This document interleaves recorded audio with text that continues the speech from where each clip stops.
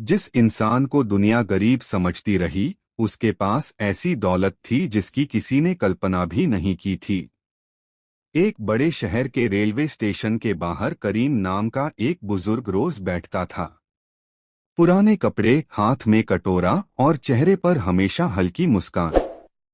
लोग उसे भिखारी समझकर कभी कुछ पैसे देते तो कभी बिना देखे आगे बढ़ जाते। लेकिन करीम की एक आदत अजीब थी। वह अपनी कमाई का थोड़ा हिस्सा हमेशा अलग रखता था। एक दिन एक चाय वाले ने पूछ ही लिया, बाबा, आप पैसे जमा क्यों करते हो? करीम मुस्कुराकर बोला, एक दिन इन पैसों का काम तुम देखोगे। कुछ साल तक वह ऐसा ही करता रहा। फिर एक दिन करीम अचानक स्टेशन पर दिखाई देना बंद हो गया। लोगों ने सोचा कि शायद वह कहीं चला गया। करीब एक महीने बाद शहर के एक पुराने स्कूल में एक वकील पहुंचा। उसने प्रधानाचार्य को एक दस्तावेज दिया और कहा, यह संपत्ति स्कूल के नाम दान की गई है। प्रधानाचार्य हैरान रह गए। दस्तावेज में शहर के बाहरी इलाके में एक बड़ी जमीन और एक पुराना मकान स्कूल के नाम किया गया था। दान करने वाले का नाम था करीम अली। वही करीम जिसे लोग भिखारी समझते थे। वकील ने बताया कि करीम कभी एक सफल व्यापारी था।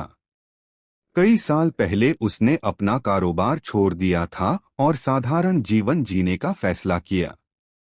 उसने अपनी बची हुई संपत्ति और वर्षों की छोटी छोटी बचत गरीब बच्चों की शिक्षा के लिए दान कर दी।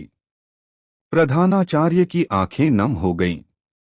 उन्होंने कहा, हमने उसे हमेशा गरीब समझा, लेकिन वह हम सबसे अमीर निकला। कुछ दिनों बाद स्कूल में करीम के नाम पर एक नई लाइब्रेरी बनाई गई।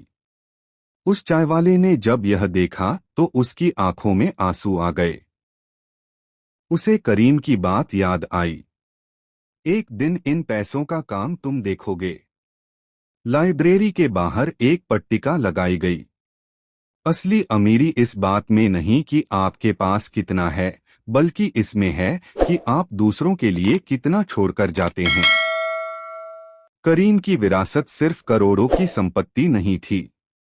उसकी असली विरासत उन बच्चों की शिक्षा थी जिनके सपनों को उसने उड़ान दी।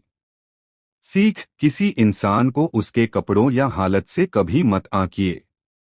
असली अमीरी इंसान की सोच और उसके कर्मों में होती है।